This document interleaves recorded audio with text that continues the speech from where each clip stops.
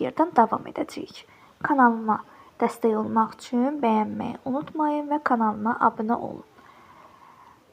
Başlayıq romans və qəzəldən. Romans səs və instrumental, müşayiətlə oxunan musiqi əsəridir. Azərbaycanda romans janrının yaradıcısı Asef Zeynalov olmuşdur. Asef Zeynalovun Ölkəm, Sual, Seyran, Çadıra romansları vardır.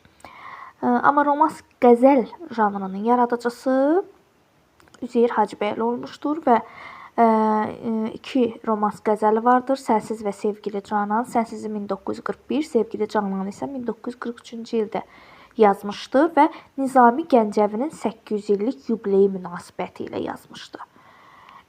Deməli, belə qənaətə gəlir ki, romans janrının yaradıcısı Asef Zeynalov, romans qəzəl janrının yaradıcısı isə Üzeyir Hacıbəyli olmuşdur. Yəni, romansda qəzəllərdən istifadə olunur. Nizami Gəncəvinin qəzəllərindən istifadə olunub. Üzeyir Hacıbəylinin Sənsiz və Sevgili Canan, Asef Zeynalovun Ölkəm romanslarının ilk ifaçısı dünya şöhrətli Bülbül olmuşdur. Yəni, Murtuza Məmmədov olmuşdur. Sualda ola bilər ki, Murtuza Məmmədov yazıla, Murtuza götürürük və yaxud da ki, Bülbül yazıla bilər. Yəni, əsl adı yazıla bilər. Başqa romans janrına müraciət edən bəstəkarlar da var ki, Süleyman Əsgərovdur.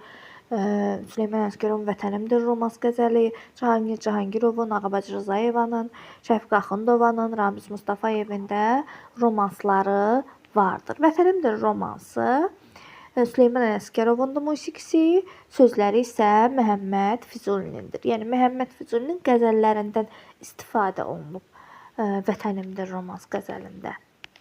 Və musiqidə dəniz mövzusu, yəni musiqidə təbiət çalarları burada söhbət gedir. Göyün gurultusu, dənizin uğultusu, su şırıltısı, hər bir təbiət hadisəsindən bir musiqi səsi, musiqi ahəngi yaranır. Və bunu da təsvir edən Rimski-Korsakov Sadko operasında Okean Göy Dəniz giriş nömrəsindən istifadə etmişdi və bunu dinlədikcə göz önünə Nikas Safrovun Açıq Mavi Rəngli Dəniz Dalğaları əsəri göz önünə gəlir. Deməli, musiqini demək istədiyi təsvir incəsənət əsərləri də deyə bilir. Musiqinin demək istədiyini necə, yəni musiqidə dəniz mövzusun, rəsmdə də dəniz rəsm əsəri ilə yaradanda onu musiqinin dili ilə də demək olar. Azərbaycanda isə Qara Qarayev Dənizi Fəth Edənlər adlı sənətli filminə musiqi bəstələmişdi və bu da Xəzər dənizindən bəhs eləyirdi. Burada əsəri dinləyəndə uçsuz-bucaqsız Xəzərimizin həm coşqun, həm sakit anları göz önünə gəlir. Xalq rəssamı Tahir Salahov da Təmirçilər əsərində doğma Xəzərə olan sevgisini bildirmişdi. Və Qara Qarayevlə Tahir Salahovun ortaq cəhətləri dəniz mövzusunda yazdıqları əsərdir və Qara Qarayev musiqidə, Tahir Salahov isə təsvirincə sənətdə Xəzər dənizini canlandırmışlar. Sən ürəyin mahnısı musiqisi Ramiz Mirişlinin, sözləri isə Tofiq Bayramovundur. Musiqi lövhələri və təsviri sənət mövzusu. Hər bir musiqi alətini gördükdə və ya musiqi ilə əlaqədar bir təsviri sənət nümunəsini tamaşa etdikdə mütləq hansısa bizə tanış olan melodiya yadımıza düşür. Təsvirlə əlaqələndiririk də melodiyanı, belə deyək ki. Məsələn, Hindistan, Misir abidələrində və yaxud da ki, Toğrul Nərimanovun Bakıda Toy adlandırıldığı tabloda burada toy təsvir olunmuşdu. Ona baxanda toy yadımıza düşür, məsələn, o tabloya baxanda. Sonra tərəkəmə rəqsindən bəhs edir burada. Tərəkəmə 8-6 xanə ölçüsünə malik rəqsdir, şən xarakterlidir, allegretto tempindədir. Və bu tərəkəmə əsasən maldarlıqla məşğul olan Azərbaycanda müxtəlif yerlərində məskunlaşan köçəri tərəkəmə tayfalarının rəqs nümunəsidir. Müxtəlif rayonlarımızda tərəkəmə tayfaları var. Məsələn, Beyləqan rayonunda tərəkəmə tayfaları var, yerləşir və onların rəqs nümunələri də tərəkəmə rəqsi adlanır. Və 8-6 dediyim kimi xanə ölçüsünə malikdir, şən xarakterlidir, cəld tempə malikdir. Toğrul Nərimanbəyovun Buzovna kəndində bayram tablosunda tərəkəmənin əhval-ruhiyyəsinə uyğun gəlir. Onu göz önünə gəldikdə Buzovna kəndində bayram tablosu. Burada tərəkəmə rəqsinin əhval-ruhiyyəsi göz önündə canlanır. Başqa rəsm əsərlərdə vardır ki, Bakıda toydur, Oxuyan aşıqdır, mahnıdır. Bu da şən xarakterlidir, Gümrah xarakterlidir. Toğrul Nərimanbayevin rəsm əsərləridir. Bunların şəklində baxdıqda hər hansısa bir, məsələn, Bakıda toy deyəndə toy yadımıza düşür, Buzovna kəndində bayram deyəndə tərəkəmə rəqsi göz önünə gəlir və rəsm əsərlərində musiqi ilə sintez olunur.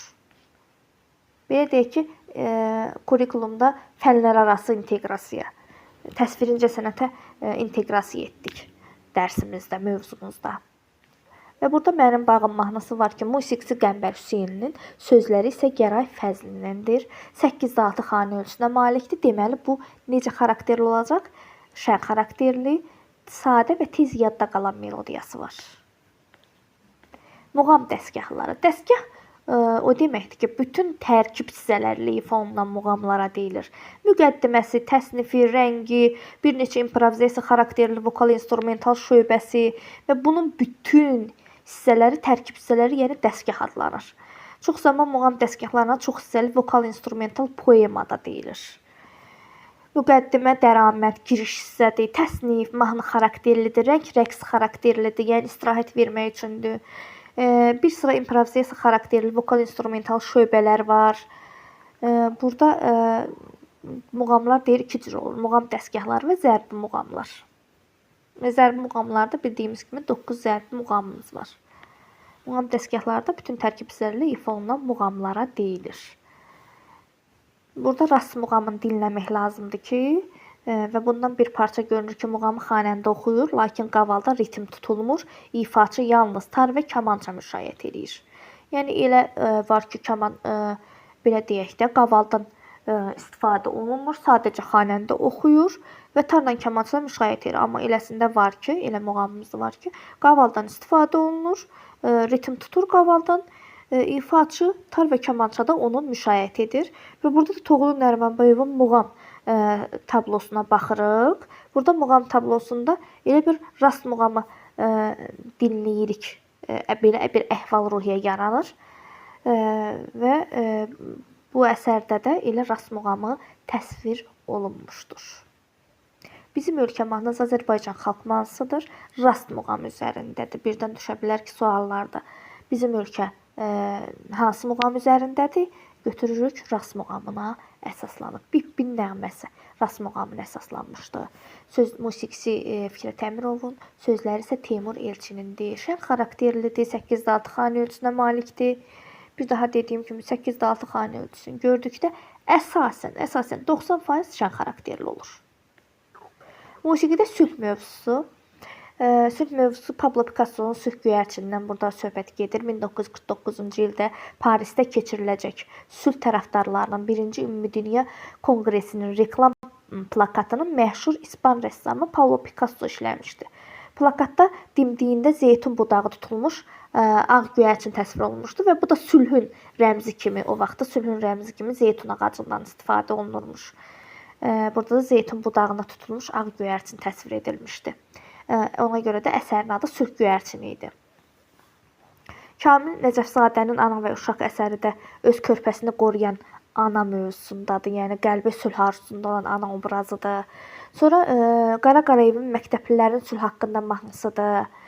Bu da məktəblərin təntənəli səslənən məktəblərin sülh haqqında mahnısı artıq rast muğam üzərində yazılmışdı. Və bu da sülh mövzusundaydı. 4/2 xanə ölçüsünə malikdir, orta tempdədir, rast muğam üzərindədir, yadımızda saxlayaq. Cövdət Hacıyevin Sülh uğrunda simfonik poemasını dinləyirik. Bir parça, daha sonra isə sülh uğrunda simfonik poemadan danışırıq ki, bu da sülh mövzusunda yazılmışdı. Əsəri dinləyəndə xeyir və şər qüvvələrin mübarizəsi gəlir. Sonda isə xeyir şərə qalib gəlir.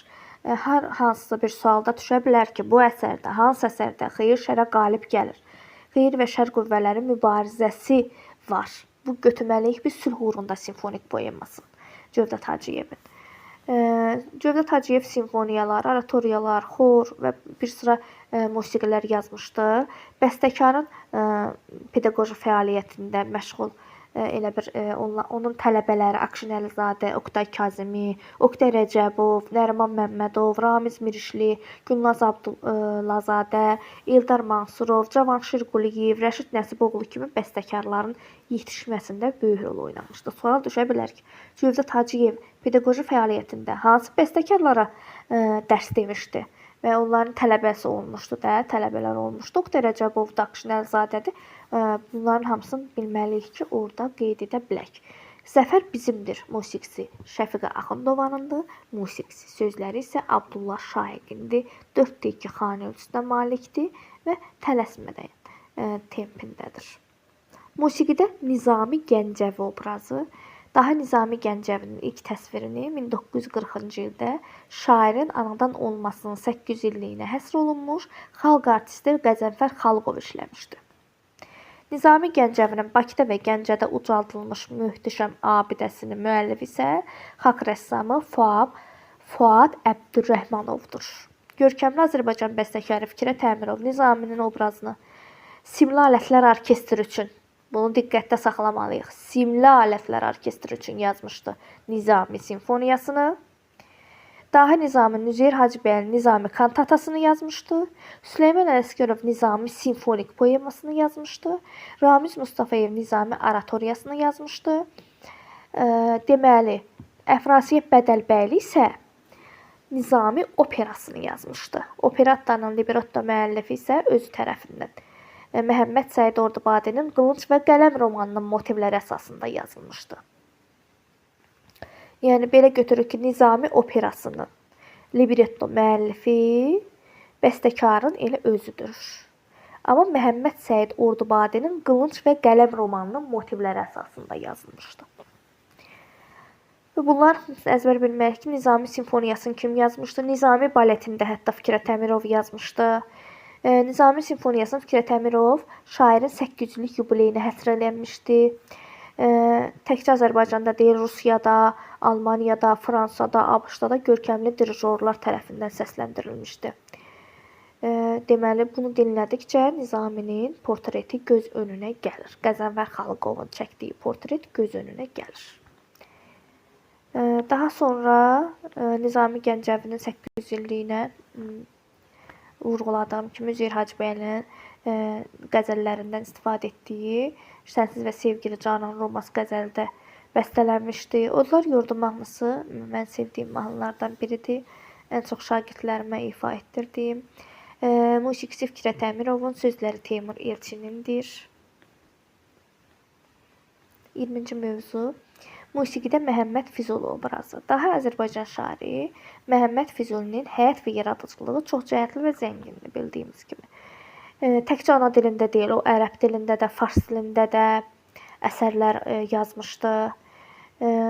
Və Üzeyir Hacıbəyli də 1908-ci ildə eyni adlı poeması əsasında, Leyli Məcnun poeması əsasında opera yazmışdı. Azərbaycanda bu opera növrəsi elə Üzeyir Hacıbəylinin Leyli Məcnun operası ilə qurulmuşdur. Bütün şərqin opera janrının əsasını qoymuşdu Üzeyir Hacıbəyli bu opera ilə. Operanın libretto müəllifi isə bəstəkarın özüdür. Sual düşə bilər ki, Leyli Məcnun operasının libretto müəllifi kimdir? Elə bəstəkarın özü Üzeyir Hacıbəylidir. Burada qadın və kişi xorlarından, kollektivlərindən söhbət gedir. Qadın, kişi, uşaq xoru olduqda bu qarışıq xor adlanır. Belə deyim də, hər ifadan olduqda sopranoda, altda, baritondo, tenordu, bastı, hamısı birlikdə olanda qarışıq xor adlanır. Amma təkcə qadınlar, deyək ki, soprano, alt oldusa, bu təkcə qadın xoru. Tenor, bariton, bas oldusa, bu kişi xorudur. Diskant olanda uşaq xoru olur. Burada Cahangir Cahangirovun Məhəmməd Füzulinin qəzəllərinə yazdığı Füzuli kantatası var. Və bu əsəri də dinlədikcə Füzulinin portreti göz önünə gəlir. Füzulinin portretini isə Sadıq Şərifzadə 1958-ci ildə tarixin yaddaşına əbədi həkk ediləcək portretini yaratmışdır. Və Füzuli kantatasında da Üç qəzəldən istifadə olunmuşdu ki, söz haqqında Şəbi Hicran və Məni candan usandırdı adlı 3 qəzəlləri var idi. Məni candan usandırdı Şəfiq Axundova ifa etmişdi. Füzuli kantatasında. Beşik nəğməsi Azərbaycan xalq mahnısıdır. Segah muğam üzərindədir. 4-2 xanə ölçüsünə malikdir. Həzin və aramlı ifa olunur. Bir də yadınıza salım ki, 4-2, 4-3 olanda əsasən 90% həzindir, aramlıdır, sakitdir, mülayimdir.